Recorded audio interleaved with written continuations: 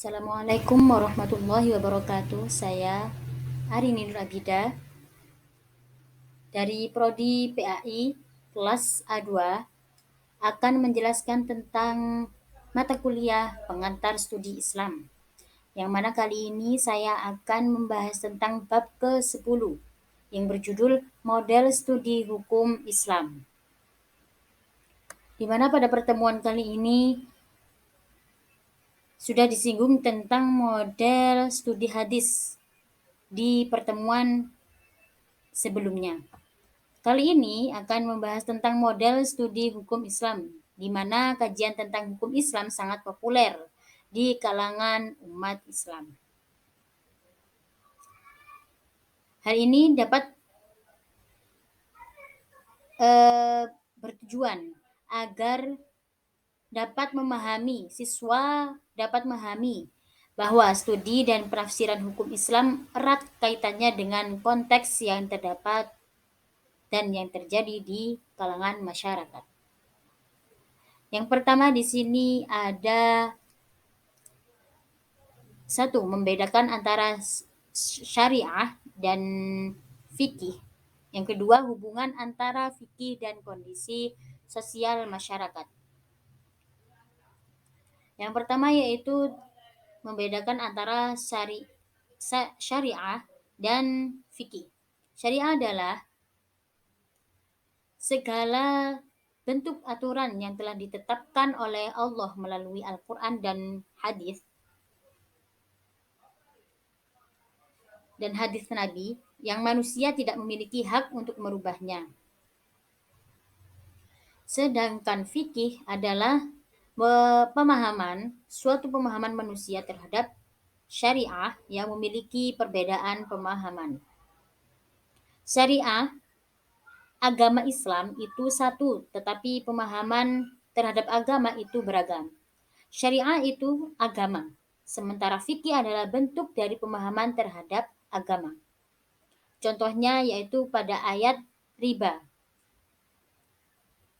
di mana agama menetapkan riba itu haram, tetapi pemahaman terhadap sesuatu yang dikategorikan kepada riba sebagai riba atau tidak adalah fikih. Pemahaman seseorang terhadap agama dalam bentuk fikih itu sangat dipengaruhi oleh faktor sosiologis, ekonomis, dan politik masyarakatnya. Maka dari itu, syariah yang universal pada tataran fikih akan ditemukan perbedaannya dalam kaitannya dengan perbedaan sosial dan kondisi politiknya. Maka fikih bukanlah keseluruhan Islam itu sendiri, melainkan hanyalah interpretasi terhadap teks dalam konteks historis tertentu, sehingga dapat direkonstruksikan pada aspek-aspek tertentu. Asalkan rekonstruksinya itu juga didasarkan pada sumber-sumber dalam Islam yang sama dan sepenuhnya sesuai dengan pesan moral dan agama. Adapun pengertian syariah secara etimologis berarti murid al-ma, tempat jalannya air. Maka syariah dapat diartikan sebagai metode atau jalan, bukan kumpulan seperangkat hukum.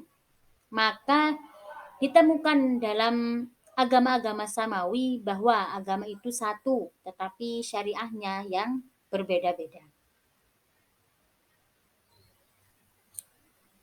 Dalam upaya menetapkan dan menerapkan hukum tersebut juga harus memperhatikan aspek tradisi atau kebiasaannya. Hukum terus berkembang.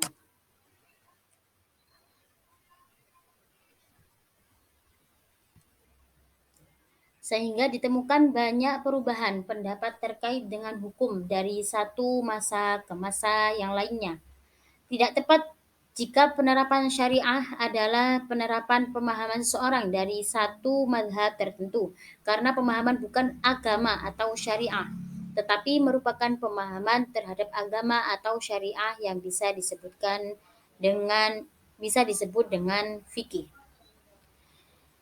Selanjutnya yaitu tentang hubungan antara fikih dan kondisi sosial masyarakat.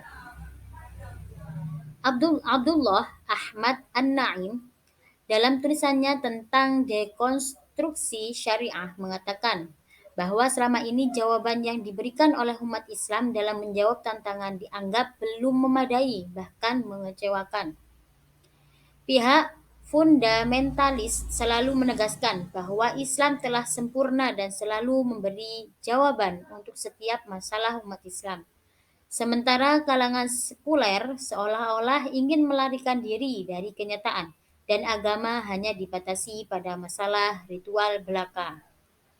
Sehingga menurut kalangan sekuler, masalah sosial harus dicarikan solusinya dari luar agama. An-Naim juga mengatakan bahwa penafsiran dan praktik semua agama termasuk Islam sangat dipengaruhi oleh kondisi sosial, ekonomi, dan politik masyarakat tertentu sehingga sistem hukum yang bersandar pada agama juga demikian ada variasi dan kekhasannya secara sendiri-sendiri. Tetapi perlu dikemukakan bahwa meskipun ada yang bersifat lokal, kekhasannya itu ada beberapa aspek Islam yang tepat dan tetap bersifat universal. Dengan demikian, hukum Islam yang telah disusun oleh para ahli dapat direkonstruksikan pada aspek-aspek tertentu selama masih bersandar pada sumber-sumber dasar Islam.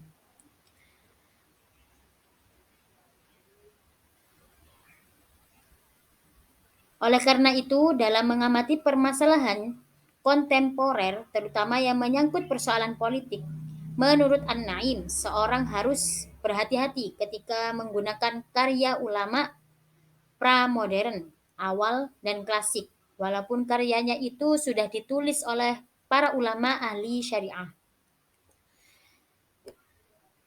Akan tetapi, apa yang dikemukakan dalam karya mereka itu tidak dapat diasumsikan begitu saja sesuai dengan tuntutan syariah.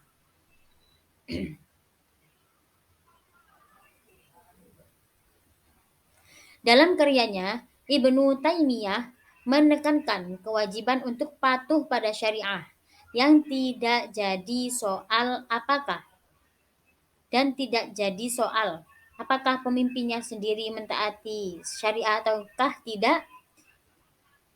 Nampaknya tawaran Ibnu Taimiyah mendapatkan banyak kendala di lapangan karena umat Islam merasa berat untuk mematuhi aturan syariah secara sempurna. Maka tawaran tersebut dilakukan perubahan dalam hukum publik di negara-negara Islam menjadi alternatif yang banyak dilakukan dalam bentuk sekulerasi hukum kehidupan publik. Sekian, terima kasih. Apabila pengertian saya kali ini banyak kesalahan di bab ini, saya mohon maaf yang sebesar-besarnya. Wassalamualaikum warahmatullahi wabarakatuh.